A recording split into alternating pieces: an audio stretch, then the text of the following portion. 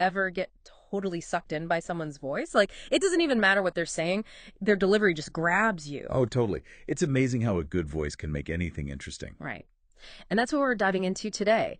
We've got these sources about Itai Chalkshma and his company PodcaSkills. They're all about teaching people to really use audio effectively. And it's not just speaking clearly. It's like another level of communication they're talking about. Exactly. What's interesting is Itai focuses on the stuff we don't even think about, like how our voice goes up and down, how fast we're talking, even pauses. Those can really change the meaning of what we're saying. Like a secret language on top of our words. Yeah, exactly. And he comes from radio and podcasting, so this isn't just theory, it's like how to actually do it. Yeah, he helps people find their, quote, authentic voice, end quote. Okay, so what does that even mean? Authentic voice. It's not putting on a voice. It's more like, you know how some people are naturally energetic when they talk? Or others are, like, really calm and slow? Yeah. Authentic voice is figuring out your natural style and then, like, making it even better. So you sound like you, just the best version of that when you're trying to get a message across. So it's like instead of trying to sound like someone else, you're figuring out how to just sound like you, but better. Yeah. Like there's this quote from one of the articles. Itai says, your voice is your, quote, acoustic fingerprint. Ooh, I like that. It's yours, you know? Nobody else has it. And when you learn how to use it well, it's like this whole other skill you've unlocked. Okay, so that's the why, but how do you actually learn to do that? He doesn't give away all his secrets in these articles, but... Right, of course. But we get some ideas.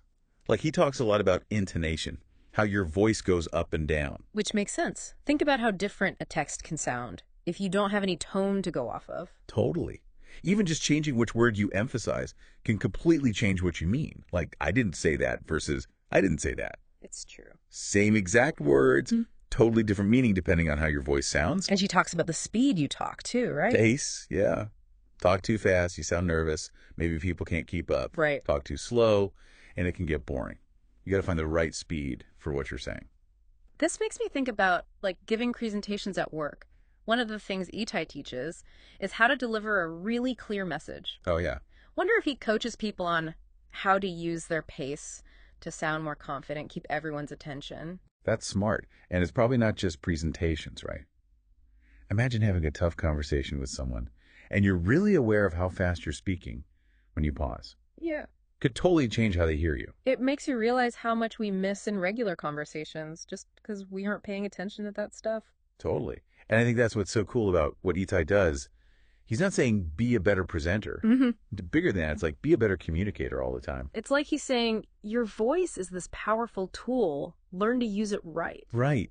And it's not just for, like, fancy CEOs or whatever. Yeah, the article mentioned he works with CEOs, but also, like, families going through loss, which is really interesting. That's his whole other side of communication, right? You're not just trying to sound professional.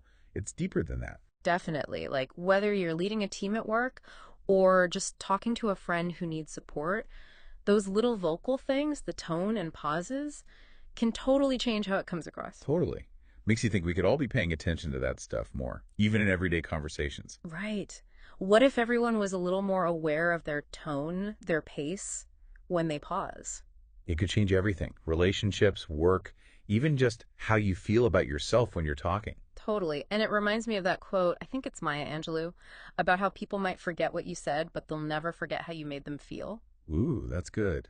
And the voice is a huge part of that, you know? Huge. Yeah. It all comes back to that authentic thing we were talking about. When you're being genuine, your voice shows that, and people can tell. So to kind of bring it back to this whole deep dive, I think what we're learning is anyone can do this. It's not like some people are born with a good voice and that's it. Right. It's a skill. Exactly. Like you said, it starts with paying attention.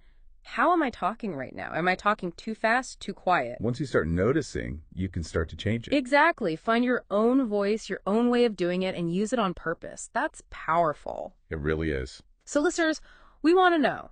Think about a recent conversation you had. What if you changed your tone a bit or talked a little slower or faster? How would that have changed things?